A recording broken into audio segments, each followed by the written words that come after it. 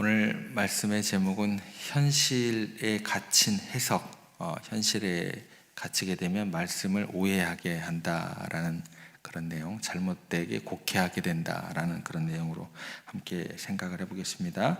지난 시간에 부활을 부정하고 현실 지향적으로 그 가치에 매몰되었던 사두개인들의 모습을 우리가 1차적으로 살펴봤습니다. 그들은 이제 당대의 권력과 또 안정을 추구하면서 그렇게 현세지향적으로 영혼을 또 외면하면서 결국 그들의 사고방식과 믿음에 심각한 영향을 미치게 되었다라는 내용이었죠. 오늘은 이제 그 두 번째 시간으로 부활과 현실 사이에서 지독하게 현실지향적인 태도를 취해 나갈 때 주어지는 또 다른 문제점은 뭐냐면 하나님의 말씀을 저속하게 해석을 하게 되고 오해하는 현상이 나타나게 된다라는 내용으로 함께 생각해 보겠습니다. 오늘 본문에 나오는 이제 사두개인들이 예수님께 던진 질문은 형사취수 제도라고 이야기를 합니다. 형이 죽었을 때 그 형수를 이렇게 아내로 맞아들여서 그 가문을 잇게 만든다라는 거죠. 그러니까 오늘 이제 율법의 근거로 부활의 불가능성을 이제 그 사두개인들이 이렇게 예수님께 질문을 던지고 올무에 또 걸러 넘어뜨리려고 하는 그런 장면입니다. 그래서 7 형제가 한 여인과 차례로 결혼했는데 부활 후에는 그 여인이 누구의 아내가 되겠느냐라는 질문입니다. 언뜻 보기에는 율법에 대한 지식을 드러내는 듯하지만 실상은 영원한 세계에 대한 무지 또 현실적인 사고방식에 갇힌 그들의 슬픈 어떤 그런 해석이고 또 잘못된 오해에서 비롯된 그런 생각이다라는 거예요. 이들의 질문을 자세히 보면 그 내용이 매우 세속적이고 좀 피상적인 것을 알 수 있습니다. 이런 얘기를 가지고 가정 예배 때 이렇게 묵상하기도 좀 민망할 정도죠. 그런데 그들의 관심이 부활의 영광스러운 본질이냐, 또 하나님의 영원한 관계가 아닌 이 땅에서 복잡한 결혼 관계, 또 부활 후에도 그대로 이어질 것이라는 즉 현실적인 문제에만 머물러 있다라는 것입니다. 그래서 그들의 질문이 얼마나 세속적인 관점에서 인간적인 이해의 틀 안에서 해석하고 있는지, 그 잘못된 해석이 무엇인지 이 본문을 통해서 우리가 알아야겠죠. 그것이 무엇인지 알아야 이 본문을 가지고 우리가 이렇게 해석하고 하나님 말씀 이렇게 바라봐야겠구나, 그 내용을 아셔야 됩니다. 그래서 그 시간을 좀 생각을 해보겠습니다. 사두개인들은 자신들의 주장을 뒷받침하기 위해서 신명기 25장 5절 이하의 말씀을 가지고 옵니다. 그러니까 형사취수제도를 인용을 하게 되는데, 이들이 이제 모세 오경만을 권위 있는 말씀으로 인정했기 때문에 이게 말씀보다 뭐가 그들에게 목적이 우선시되냐면 자기들의 그런 논리를 강화하기 위해서, 그렇죠. 모든 것들은 말씀이 우선시돼야 되는데 이게 자신들의 어떤 입장과 논리를 강화하기 위해서 말씀을 이용하면 뭐가 돼요? 이건 이제 우선순위가 바뀌게 되는 거죠. 그래 문제가 된다는 거예요. 결정적인 근거를 삼기 위해서 말씀을 끼워 넣는 거예요. 끼워 넣는 것. 이게 이제 문제가 되는 것입니다. 우리가 잘 알듯이 신명기 25장에 나오는 건 율법을 자세히 살펴보면 이 율법에는요, 사두개인들의 그런 해석과 전혀 다른 하나님의 깊고 섬세한 마음이 담겨 있음을 발견하게 됩니다. 형이 자녀가 없이 죽었을 때 그의 동생이 형수와 결혼을 하게 되는 거죠. 그리고 첫 아들을 낳게 되면 죽은 형의 이름을 따라서 짓게 되는 그런 제도는요, 단순히 혈통을 보존하기 위한 피상적인 목적만 거기에 내포되어 있지 않다라는 거예요. 여기에는 하나님의 놀라운 사랑과 배려가 담겨 있다. 그 내용을 우리가 알아야겠죠. 그게 무엇인지. 첫 번째는 뭐냐면, 그 제도에 하나님께 담고 있는 그 내용의 첫 번째는 뭐냐면, 하나님은 한 사람 한 사람의 이름과 존재를 영원히 기억하기를 원하신다라는 하나님의 뜻이 담겨 있는 제도다라는 거예요. 이건 이런 것들은 전혀 생각하지도 않고 이게 누구의 부인이 됩니까? 이렇게 얘기를 하면 말이 안 되는 거죠. 첫 번째는 그겁니다. 자녀 없이 갑작스럽게 세상을 떠난 형제의 이름이 이스라엘 공동체에서 잊혀지기를 원하지 않는 게 하나님의 뜻이에요. 그래서 그 가문의 대를 이어 기억되기를 바라시는 하나님의 간절한 마음을 이 율법을 통해서 엿볼 수 있다는 것입니다. 그래서 하나님께서는요, 각 개인의 삶이 헛되지 않기를 바라시고 그들의 존재 가치가 영원히 존중받기를 원하신다라는 게 이 제도 가운데 들어가 있는 첫 번째 이유가 되는 것입니다. 족보가 끊어진다는 것은 뭐가 될까요?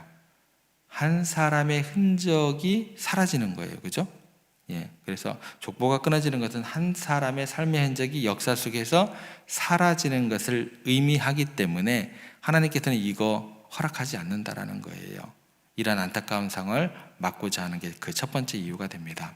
두 번째 이유는 어떤 이유가 되냐면 하나님께서는요, 각 진파에게 분배하신 기업, 이걸 땅이라고 그러죠. 분배하신 기업, 그 땅을 보존하고 그 땅 위에 기반해서 안정적인 그들의 가정이 이루어지고 공동체가 유지되기를 원하신다라는 것입니다. 이게 두 번째 이유예요. 그러니까 고대 사회에서 땅은요, 단순히 재산을 뛰어넘습니다. 그 가족들의 생존 기반이 되는 거예요. 공동체의 굉장히 중요한 유산입니다.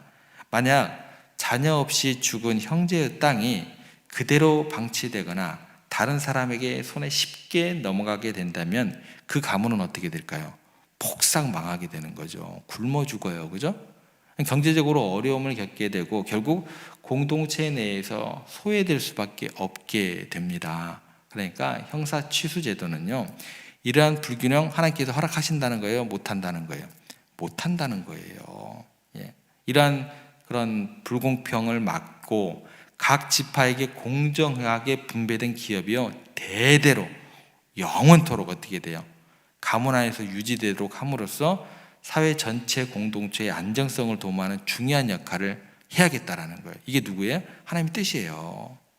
그러니까 아합 왕이라는 게 있었습니다. 아합 왕이 나밧의 포도원을 어떻게 해서든 뺏고 싶어요. 너무나 포도원이 좋아 보여요. 그러니까 아합 왕이 그렇게 뺏고자 하는데 나봇이 절대 뺏겨요, 안 뺏겨요? 안 뺏기려고 죽어도 안 뺏겨. 결국 죽어버립니다. 예, 죽여버려요, 아합 왕이요.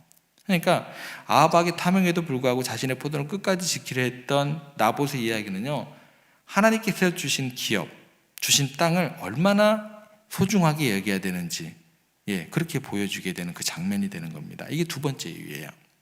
세 번째 이유는 뭐냐면 하나님께서는요, 사회적으로 가장 취약한 계층, 여성이죠. 그때 당시 여성을 보호하고 그들의 존엄성을 철저하게 지키기를 원하셨다라는 겁니다. 고대 사회에서 남편을 잃은 여성은요, 경제적으로나 사회적으로나 매우 불안정한 처지에 놓일 수밖에 없었습니다. 의지할 곳 없이 홀로 남겨진 과부는요, 생존의 위협에 직면하기 쉬웠고 심지어 인격적인 존중조차 받지 못하는 경우가 허다했습니다. 그래서 형사 취수 제도는요, 이러한 여성들에게 어떤 새로운 기회를 주는 거예요. 재혼의 기회를 제공하고 새로운 가정을 이루게 하고 사회적인 안정된 삶을 살아갈 수 있도록 배려하는 하나님의 따뜻한 마음, 세심한 배려가 담겨 있는 마음을 이 제도 가운데 담으셨다라는 거예요. 만약요, 남편의 동생이 형수와의 결혼을 부당하게 거부할 경우, 왜요? 식구가 하나 느는 거잖아요. 그러니까 거절할 수도 있다라는 거예요. 그러니까 그렇게 거절할 경우 그 여인은요, 공동체들의 장로들에게 찾아갑니다. 제가 이렇게 어려움을 겪고 있는데 제 남편의 동생이 저를 외면합니다. 장로들에게 찾아가는 거예요. 그리고 이야기를 하는 거예요. 그래서 내 권리를 주장할 수 있어요. 심지어 의무를 저버린 남편의 동생에게 그러면 어떤 일이 벌어지면 공개적인 장소에서 그 남동생을 수치를 줄 수 있어요. 그렇게 되면 잘못하고 있다, 형사 취지를 어기고 있다, 하나님의 뜻을 어기고 있다, 이렇게 되는 거죠. 무슨 얘기냐면 당시 사회에서 여성의 인권을 강력하게 보호하기 위한 하나님의 적극적인 개입의 의지가 담긴 제도입니다. 더욱이 주목할 것은 뭐냐면 형수와 결혼한 그 동생의 그 관계에서 나오는 첫 번째 아들은요, 그 동생의 아들이 아니에요. 누구 이름을 따는 줄 아세요? 돌아가신 형님의 이름을 따르게 하는 거예요. 그러면 그 가문은 어떻게 돼요? 이쪽 가문하고 별개예요. 그대로 다른 가문으로 유지가 되는 거예요. 죽은 형의 상속자로 인정을 받게 되는 거예요. 그러면 가문도 유지가 되고 그 형님의 이름도 계속 밑으로 내려가게 되는 것이고, 그러니까 단순히 혈통을 잇는 것을 넘어서 과부가 된 형수를 보고하고 죽은 형의 가문도 존속시키려는 하나님의 그 마음이 담겨 있는 제도가 되는 겁니다. 모든 성경의 원리는요, 이대로 작동되는 거예요. 이러한 율법의 정신이 만약에요, 제대로 지켜지지 않을 때 어떤 결과로 나타나는지 보여주는 대표적인 이야기가 어디에 등장하게 되냐면 유다와 다말 이야기가 등장하게 됩니다. 유다는 누구의 선조가 되냐면 예수 그리스도의 선조가 되는 거예요. 다윗 왕의 선조가 되는 거예요. 이게 왜 굉장히 심각하게 다가오는지 여기를 가지고도 생각을 하면 이게 또 다르게 다가옵니다. 어떤 결과를 나타내는지 보여주는 그 시작점이 유다와 다말입니다. 어떤 일이 벌어지냐면 유다의 아들이 다말과 결혼하는데 자꾸 죽는 거예요. 큰아들 죽어, 둘째 아들 뭐 이렇게 죽어요. 그러니까 유다가 아이고 다말에게 우리 아들 형사 취주제대로 다 보냈다, 우리 아들 다 죽겠다, 아차 싶은 거예요. 그러니까 유다가 형사 취주제대로 하지 않아요. 그러니까 그 다말에게 또 그 뭐라 그럴까요, 자손들을 이렇게 날 수 있도록 해줘야 되는데 그 제도에 따라서, 율법에 따라서 하지 않아요. 그러니까 다말이 변장을 해가지고 유다에게 갑니다. 시아버지죠. 그래서 그렇게 후손을 잇게 됩니다. 그런데 그것이 어떻게 연결이 되냐면 예수 그리스도의 족보 속에 들어가게 됩니다. 여러분, 예수 그리스도의 족보 속에 시아버지하고 이렇게 관계를 해서 그렇게 후손이 연결되는 거 그거 넣고 싶으세요? 하나님 넣으세요. 야, 내가 이 정도로 소중하게 여기는 어떤 그런 연약한 사람들, 너희들이 그렇게 외면하면 되겠냐는 거예요. 굉장히 충격적이죠, 그죠?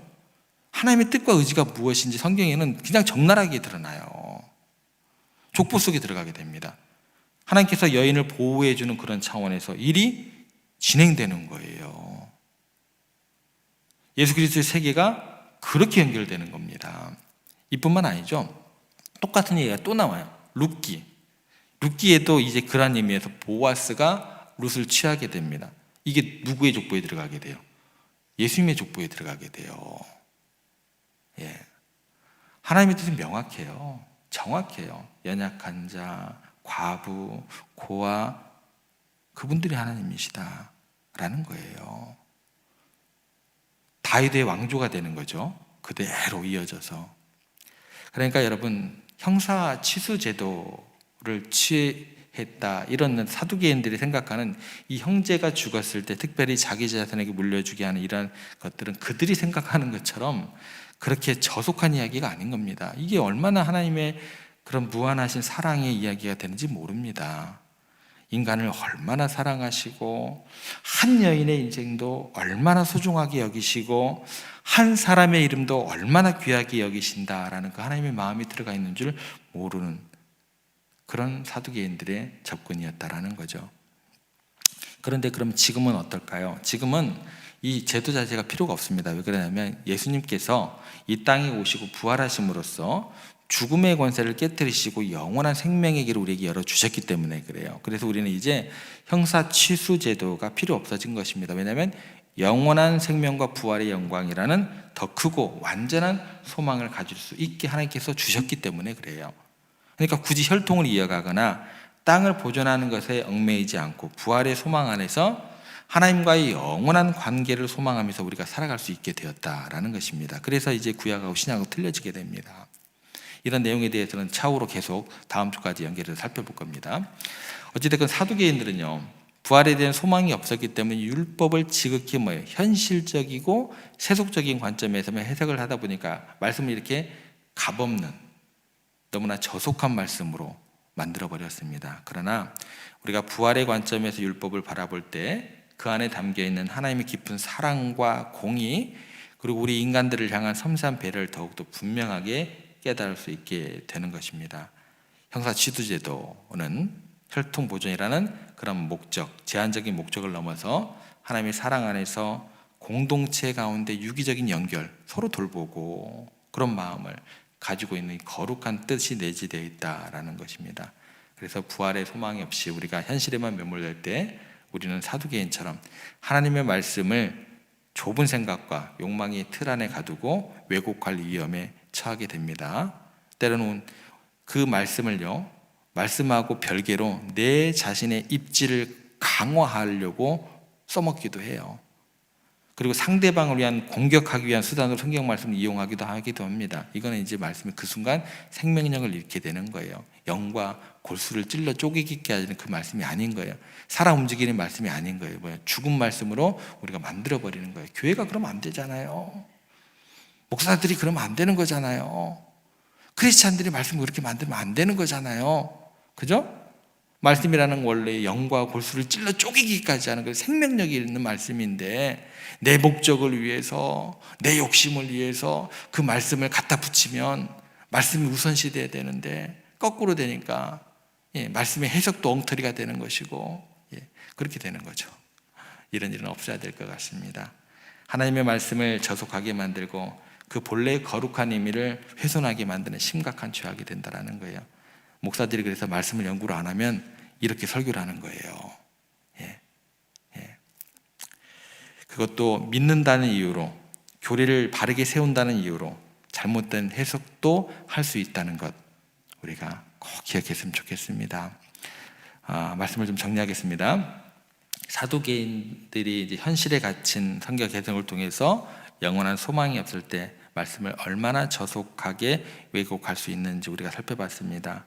단순히 모든 말씀은요, 그런 형사치주제도도 마찬가지고 하나님의 깊은 사랑과 인간에 대한 존중, 또 서로를 돌보는 그런 공동체적인 유기적인 연계를 보여주는 거룩한 가르침으로 우리 가운데 다가오는 하나님의 약속의 말씀이 됩니다.